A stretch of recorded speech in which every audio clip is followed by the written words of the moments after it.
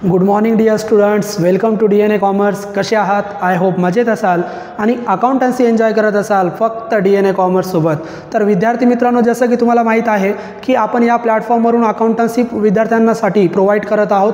तर आजपासून आपण सेकंड इयर BCom या वर्गासाठी या क्लाससाठी एक नवीन टॉपिक आज आपण सुरू करत आहोत आणि टॉपिकचं नाव आहे इंटरनल रिकन्स्ट्रक्शन. टॉपिकचं नाव आहे इंटरनल रिकन्स्ट्रक्शन. तर आज या टॉपिकचा आपण पहिला थेरी लेक्चर घेत आहोत आणि या लेक्चर सिरीजमध्ये आपण कंटिन्यू हा टॉपिक शिकणार आहोत. तर विद्यार्थी मित्रांनो, रिकन्स्ट्रक्शन, इंटरनल रिकन्स्ट्रक्शन हा टॉपिकचं नाव आहे, परंतु इंटरनल शब्द जर काढला तर फक्त शब्द राहतो रिकन्स्ट्रक्शन. मग अगोदर आपण रिकन्स्ट्रक्शनचा अर्थ समजून घेऊ आणि नंतर इंटरनल रिकन्स्ट्रक्शनकडे येऊ. तर रिकन्स्ट्रक्शन म्हणजे काय विद्यार्थी मित्रांनो? तर ज्या कंपन्या असतात त्या काय करतात, आपल्या कंपन्यामध्ये रिऑर्गनायझेशनची स्कीम राबवतात. म्हणजे आपलं जे काही कॅपिटल असेल, आपल्या जे काही असेट्स आणि लायबिलिटी असतात त्या नव्याने त्या रिऑर्गनाइज करतात, त्याचं कॅपिटल स्ट्रक्चर बदलतात, त्याचं फिनान्शियल स्ट्रक्चर पूर्ण बदलून टाकतात. याला म्हणतात रिकन्स्ट्रक्शन. मग रिकन्स्ट्रक्शन काय? तर reconstruction it is a process to rearrangement or reorganisation of capital structure and financial structure of the company. म्हणजे कंपनीचं जे काही कॅपिटल स्ट्रक्चर आहे, कंपनीचं जे काही फिनान्शियल स्ट्रक्चर आहे ते रिअरेंज करणे, त्याचं पुन्हा नवीन सिक्वेन्स तयार करणे, नव्याने बदलणे, त्याला नवीन स्वरूप प्राप्त करून देणे, याला म्हणतात रिकन्स्ट्रक्शन ऑफ कंपनी. मग रिकन्स्ट्रक्शन ऑफ कंपनीमध्ये काय केलं जातं विद्यार्थी मित्रांनो? तर जो काही कॅपिटल आहे, किंवा जो काही कंपनीचा फिनान्शियल स्ट्रक्चर आहे तो बदलला जातो, त्याला पुन्हा नव्याने रिअरेंज केलं जातं, रिऑर्गनाइज केलं जातं. मग कंपनीकडे जो कॅपिटल असतो विद्यार्थी मित्रांनो, तर कंपनीचा कॅपिटल हा दोन प्रकारचा असतो. आपण थोडक्यात बघूया. तर कंपनीचा कॅपिटल दोन प्रकारचा, एक असतो कंपनीचा इक्विटी कॅपिटल, कंपनीकडे एक असतो इक्विटी कॅपिटल, आणि दुसरा कॅपिटल कंपनीकडे बेसिकली असतो डेब्ट कॅपिटल. इक्विटी कॅपिटल आणि डेब्ट कॅपिटल यांना काय म्हणतात? इक्विटी कॅपिटल म्हणजे शेअर विकून गोळा केलं कॅपिटल, म्हणजे शेअर कॅपिटल, म्हणजे ते इक्विटी कॅपिटल आहे, स्वतःचं मालकी भांडवल ज्याला म्हणतो आपण. डेब्ट म्हणजे कर्ज घेऊन आपण जो काही कॅपिटल गोळा करतो तो झाला डेब्ट कॅपिटल. मग कंपनी काय करते, आपला जो काही कॅपिटल आहे, मग तो इक्विटी असेल किंवा डेब्ट असेल, यांचा पर्सेंटेज, यांचा रेशो कमी जास्त करते, यांचा सिक्वेन्स बदलते, याला रिऑर्गनाइज करते, याला म्हणतात रिकन्स्ट्रक्शन. म्हणजे थोडक्यात काय करते कंपनी, तर या दोन्ही कॅपिटलचं जे काही पर्सेंटेज असेल, या दोन्ही कॅपिटलचं काय पर्सेंटेज, या दोन्ही कॅपिटलमधला रेशो, या दोन्ही कॅपिटलमधला रेशो आणि हे दोन्ही कॅपिटलची अमाऊंट इन्क्रीज करणे किंवा डिक्रीज करणे, आणि किंवा अजून म्हणू शकता तुम्ही या दोन्ही कॅपिटलमधले जो काही पर्सेंटेज आहे तो बदलणे, किंवा या दोन्ही कॅपिटलचा जो काही रेशो आहे तो कमी करणे किंवा जास्त करणे, किंवा या दोन्ही कॅपिटलला कमी किंवा जास्त करणे, किंवा हे सगळे दोन्ही कॅपिटल डायरेक्ट काय करून टाकणे, चेंज करणे. मग या प्रक्रियेला म्हणतात रिकन्स्ट्रक्शन ऑफ द कंपनी. म्हणजे कंपनीकडे असलेलं कॅपिटल जो काही बदलला जातो, मग तो इक्विटी कॅपिटल आणि डेब्ट कॅपिटल या दोघी कॅपिटलमधला जो काही संबंध आहे, जो काही रेशो आहे तो इन्क्रीज डिक्रीज करणे, त्याला पूर्णपणे बदलून टाकणे, याला म्हणतात रिकन्स्ट्रक्शन ऑफ कंपनी. आता प्रश्न आहे, कंपनी आपल्या कॅपिटलला बदलते, कंपनी आपल्या कॅपिटलला रिऑर्गनाइज करते, त्याचं रिअरेंजमेंट करते, याला म्हणतात रिकन्स्ट्रक्शन. पण प्रश्न पडतो, कंपनी रिकन्स्ट्रक्शन का करते? काय गरज आहे कंपनीला रिकन्स्ट्रक्शन करण्याची? तर विद्यार्थी मित्रांनो, जसं की तुम्हाला माहिती आहे, मार्केटमध्ये एकच बिझनेस जास्त काळ एकाच पद्धतीने चालू शकत नाही.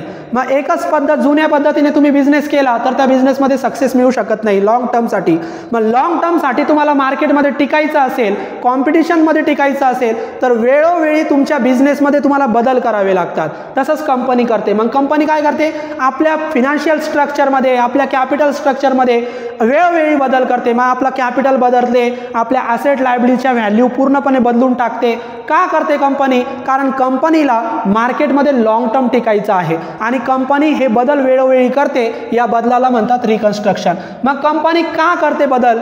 तर मी तुम्हाला सांगितलं, तर त्याचे काही ऑब्जेक्टिव्ज आहे की कंपनी बदल का करते. तर कंपनी बदल का करते विद्यार्थी मित्रांनो? तर पहिला कारण किंवा पहिलं ध्येय, कंपनीला आपला प्रॉफिट वाढवायचा असेल, म्हणजे इन्क्रीज प्रॉफिट. कंपनीला काय वाढवायचं आहे, प्रॉफिट वाढवायचं आहे, किंवा कंपनीला आपला सेल वाढवायचा आहे, इन्क्रीज सेल, किंवा कंपनीला आपली गुडविल समाजामध्ये मार्केटमध्ये असलेलं स्टेटस ती वाढवायची असेल, किंवा कंपनीला आपला बिझनेस वाढवायचा असेल, एक्सपांड करायचा असेल, म्हणजे टू एक्सपांड बिझनेस. बघा असे भरपूर रिझन्स आहे, असे भरपूर ऑब्जेक्टिव्ज आहे. आपण 3-4 ऑब्जेक्टिव्ह लक्षात घेतले की रिकन्स्ट्रक्शन कंपनी का करते, तर कंपनीला प्रॉफिट वाढवायचा आहे, कंपनीला आपला सेल वाढवायचा आहे, कंपनीला मार्केटमध्ये आपली गुडविल वाढवायची आहे आणि कंपनीला आपला बिझनेस सर्व ठिकाणी एक्सपांड करायचा आहे, पसरवायचा आहे, मोठा करायचा आहे. मग हे उद्दिष्ट जर तुम्हाला साध्य करायचे असतील तर ती कंपनी काय करते, वेळोवेळी कोणती प्रोसिजर राबवते, रिकन्स्ट्रक्शनची पॉलिसी राबवते. म्हणजे वेळोवेळी बदल करते. कशामध्ये, कॅपिटलमध्ये, असेटमध्ये, लायबिलिटीमध्ये वेळोवेळी बदलते, त्याला कमी जास्त करते, त्याचा रेशो बदलते, त्याचे पर्सेंटेज नव्याने ठरवते. रिकन्स्ट्रक्शन का करते, तर हे उद्दिष्ट साध्य करण्यासाठी प्रत्येक कंपनी रिकन्स्ट्रक्शनची पॉलिसी राबवते. तर विद्यार्थी मित्रांनो, आपल्याला रिकन्स्ट्रक्शनचा अर्थ समजला की कंपनी रिकन्स्ट्रक्शन करते म्हणजे काय करते, तर कॅपिटल स्ट्रक्चर, फिनान्शियल स्ट्रक्चर पुन्हा नव्याने रिऑर्गनाइज करणे, पुन्हा नव्याने रिअरेंज करणे, याला म्हणतात रिकन्स्ट्रक्शन. आणि का केलं जातं, तर हे उद्दिष्ट साध्य करण्यासाठी. आता रिकन्स्ट्रक्शन 2 प्रकारे करता येतं, त्याचे प्रकार मी इथं लिहून ठेवले. कंपनी 2 प्रकारे आपलं रिकन्स्ट्रक्शन करू शकते, एक इंटरनल रिकन्स्ट्रक्शन आणि दुसरं एक्सटर्नल रिकन्स्ट्रक्शन. म्हणजे 2 प्रकारे आपल्याला कॅपिटल रिऑर्गनाइज करता येतो, रिकन्स्ट्रक्ट करता येतो. मग रिकन्स्ट्रक्शन आपण शिकलो, आता आपण शिकूया इंटरनल रिकन्स्ट्रक्शन आणि एक्सटर्नल रिकन्स्ट्रक्शन.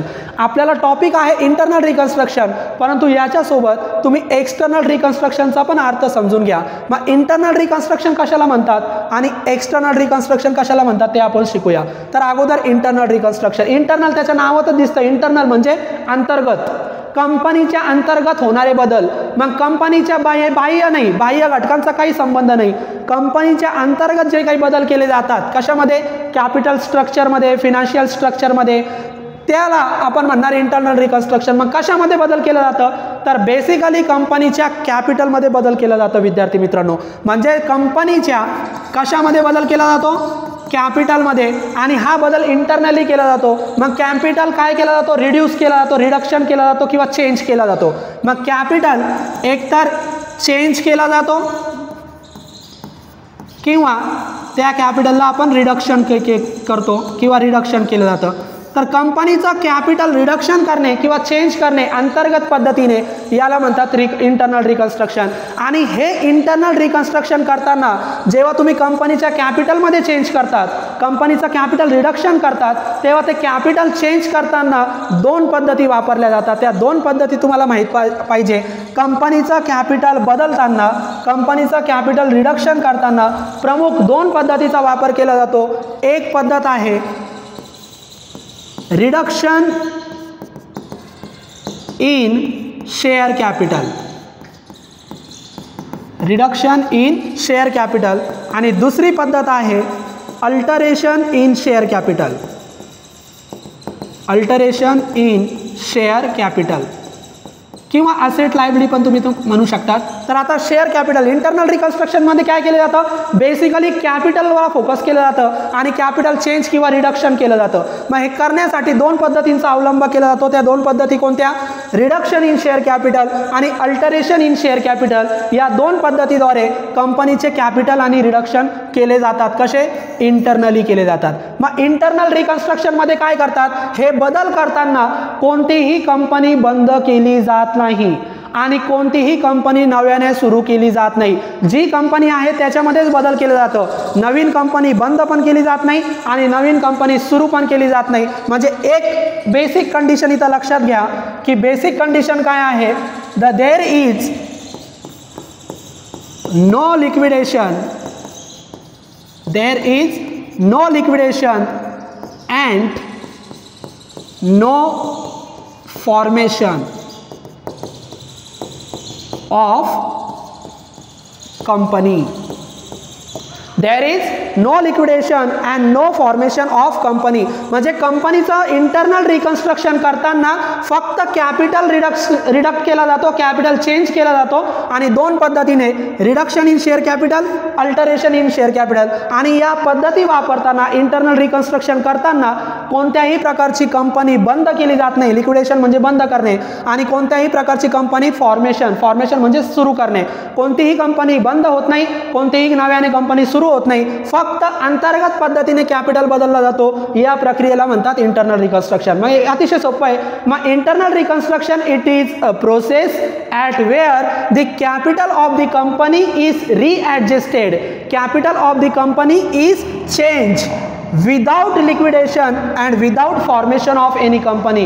म्हणजे कोणतीही प्रकारची कंपनी बंद न करता, कोणत्याही प्रकारची कंपनी सुरू न करता अंतर्गत पद्धतीने जेव्हा कंपनीच्या कॅपिटलमध्ये बदल केले जातात तेव्हा त्या बदलांना म्हणतात इंटरनल रिकन्स्ट्रक्शन. आणि हे बदल दोन पद्धतीने केले जातात, रिडक्शन इन शेअर कॅपिटल आणि अल्टरेशन इन शेअर कॅपिटल. आणि हे बदल करताना लक्षात ठेवा विद्यार्थी मित्रांनो, कोणतीही कंपनी बंद होत नाही, कोणतीही कंपनी सुरू होत नाही. या प्रक्रियेला म्हणतात इंटरनल रिकन्स्ट्रक्शन.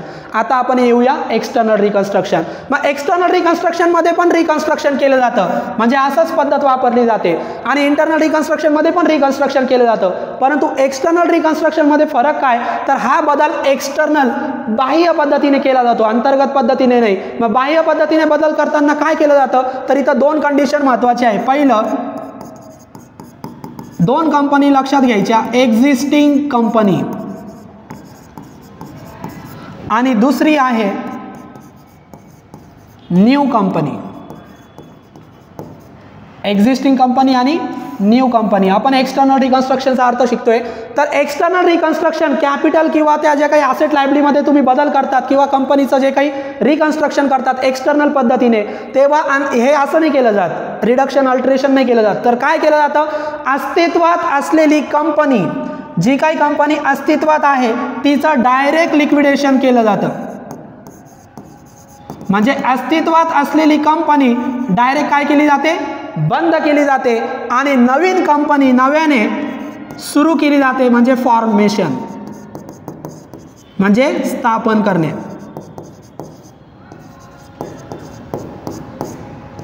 बस एवढ्या दोन कंडिशन लक्षात ठेवा की एक्सटर्नल रिकन्स्ट्रक्शन करत असताना जी कंपन्यामध्ये तुम्ही बदल करताय ती अस्तित्वात असलेली कंपनी पूर्णपणे बंद केली जाते आणि ती कंपनी बंद करून एक नवीन कंपनी इमिजिएटली सुरू केली जाते. याला म्हणतात external reconstruction. External reconstruction means it is a process at where existing company going to liquidate, existing company liquidate होते and separately new company immediately form, नवीन कंपनी लगेच सुरू होते. याला म्हणतात एक्सटर्नल रिकन्स्ट्रक्शन. म्हणजे एक्सटर्नल रिकन्स्ट्रक्शन करायचं असेल तर दोन condition, there must be one company must be liquidation, one company must liquidate आणि दुसरी कंडिशन आहे one new company must form. नवीन कंपनी, वन कंपनी इथं राहिला शब्द, वन कंपनी मस्ट लिक्विडेट, एक कंपनी बंद झालीच पाहिजे आणि दुसरी नवीन कंपनी सुरू झालीच पाहिजे, तरच तुम्ही त्याला म्हणणार एक्सटर्नल रिकन्स्ट्रक्शन. आणि इंटरनल रिकन्स्ट्रक्शन म्हणजे काय, तर इंटरनल रिकन्स्ट्रक्शनमध्ये कोणतीही कंपनी बंद होत नाही, कोणतीही कंपनी सुरू होत नाही, फक्त कॅपिटल बदलला जातो दोन पद्धतीने, reduction in share capital, alteration in share capital. आणि हे करताना कोणतीही कंपनी बंद होत नाही, कोणतीही कंपनी सुरू होत नाही, त्याला म्हणतात इंटरनल रिकन्स्ट्रक्शन. फक्त कॅपिटल बदलला जातो इंटरनली. एक्सटर्नल रिकन्स्ट्रक्शन मध्ये बदल करताना अस्तित्वात असलेली कंपनी डायरेक्ट बंद केली जाते आणि नवीन कंपनी सुरू केली जाते. याला म्हणतात एक्सटर्नल रिकन्स्ट्रक्शन. म्हणजे एक्सटर्नल रिकन्स्ट्रक्शन मध्ये नवीन कंपनी बंद झालेल्या कंपनीचा बिझनेस खरेदी करते. म्हणजे one company must liquidate and one new company must format in case of external reconstruction. तर हे झाले दोन्ही थेरी लेक्चर आपले. इंटरनल रिकन्स्ट्रक्शन आणि एक्सटर्नल रिकन्स्ट्रक्शन मधला आपण फरक समजून घेतला. आपण रिकन्स्ट्रक्शनचा अर्थ समजून घेतला. रिकन्स्ट्रक्शन दोन प्रकारे होतो, इंटरनल आणि एक्सटर्नल. आपल्या टॉपिकचं नाव इंटरनल रिकन्स्ट्रक्शन आहे. इंटरनल रिकन्स्ट्रक्शन समजून घ्या. जे काही कंपनीमध्ये बदल केले जातात ते अंतर्गत बदल केले जातात आणि हे बदल करताना बेसिकली कशामध्ये बदल केले जातात, कॅपिटलमध्ये, कंपनीच्या असेटमध्ये, कंपनीच्या लायबिलिटीजमध्ये. हे बदल करताना दोन पद्धती वापरल्या जातात, reduction in share capital alteration in share capital. आणि हे बदल करताना कोणतीही कंपनी बंद केली जात नाही, कोणतीही कंपनी सुरू केली जात नाही, याला म्हणतात इंटरनल रिकन्स्ट्रक्शन. आणि बदल करताना जेव्हा एक कंपनी अस्तित्वात असलेली बंद होते आणि तिचा बिझनेस खरेदी करण्यासाठी नवीन कंपनी सुरू केली जाते, तेव्हा त्या बदलांना म्हणतात एक्सटर्नल रिकन्स्ट्रक्शन. तर हे झालं थेरी लेक्चर. विद्यार्थी मित्रांनो, याच लेक्चरवर आपल्याला प्रॉब्लेम सोडवायचा आहे. मग प्रॉब्लेमचं स्वरूप आपण बघूया की प्रॉब्लेममध्ये नेमकं काय करायचं आहे. तर प्रॉब्लेम सोडवताना तुम्हाला सोडवायचे आहे जर्नल एंट्रीज. तुम्हाला सोडवायचे आहे जर्नल एंट्रीज.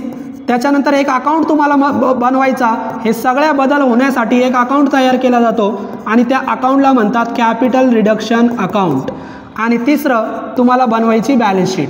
तर हा झाला तुमचा प्रॉब्लेमचा स्वरूप की आपल्याला सोल्युशन काय करायचं. थेरी तर शिकलो आपण, इंटरनल रिकन्स्ट्रक्शन म्हणजे काय, एक्सटर्नल रिकन्स्ट्रक्शन म्हणजे काय. तर आपल्याला प्रॉब्लेम इंटरनल रिकन्स्ट्रक्शनवर विचारले जाईल. तर इंटरनल रिकन्स्ट्रक्शनचा प्रॉब्लेम सोडवताना तुम्हाला जर्नल एंट्री करायचे आहे. हे जेवढे बदल तुम्ही करतात, असेट लायबिलिटीच्या व्हॅल्यू कमी जास्त ज्या करतात, जे काही रेशो वगैरे बदलतात, हे सगळे बदल कोणत्या अकाउंटला इफेक्ट होतात, कॅपिटल रिडक्शन अकाउंटला. आणि नव्याने बॅलन्स शीट नव्याने तयार केली जाते. तर हे झालं तुमचं सोल्युशनचं प्रकार. तर विद्यार्थी मित्रांनो, आज आपण फक्त थेरी लेक्चर घेतला. पुढच्या लेक्चरला मी सगळ्यात महत्त्वाचं तुम्हाला जर्नल एंट्री समजून सांगणार आहे. म्हणून आपल्या DNA कॉमर्सची लेक्चर सिरीज फॉलो करा. पुढच्या लेक्चरला मी तुम्हाला सगळ्या जर्नल एंट्री समजून सांगेल की इंटरनल रिकन्स्ट्रक्शनमध्ये जर्नल एंट्री कशा केल्या जातात. आणि एकदा जर्नल एंट्री समजल्या तर कॅपिटल रिडक्शन आणि बॅलन्स शीट त्याच्यावरूनच तयार केलं जातं. सगळ्यात महत्त्वाच्या जर्नल एंट्री आहे त्या मी पुढच्या लेक्चरला समजून सांगेल. विद्यार्थी मित्रांनो, आपल्या DNA कॉमर्सच्या लेक्चर सिरीजला फॉलो करा. आज आपण इथं थेरी लेक्चर शिकलो. याचे सगळे प्रॉब्लेम मी याच लेक्चर सिरीजमध्ये तुम्हाला सगळ्या प्रकारे शिकवेल. याच्या सगळ्या जर्नल एंट्री मी तुम्हाला समजून सांगेल. कॅपिटल रिडक्शन अकाउंट कसं बनवतात हे सुद्धा मी तुम्हाला इथंच या लेक्चर सिरीजमध्ये समजून सांगेल. म्हणून या लेक्चर सिरीजला शेवटपर्यंत फॉलो करा आणि इंटरनल रिकन्स्ट्रक्शन टॉपिक समजून घ्या. विद्यार्थी मित्रांनो, तुम्ही जर आपल्या चॅनलला नवीन आलेला असाल तर व्हिडिओला लाईक करा, आपल्या चॅनलला सबस्क्राईब करा आणि जास्तीत जास्त कॉमर्सच्या विद्यार्थ्यांपर्यंत हा चॅनल शेअर करा. कारण तुमच्या कॉमर्सचा अकाउंटचा सगळा सिलेबस तुम्हाला free of cost DNA commerce या चॅनलवर तुम्हाला शिकायला मिळू शकेल. तर विद्यार्थी मित्रांनो, जास्तीत जास्त विद्यार्थ्यांपर्यंत शेअर करा.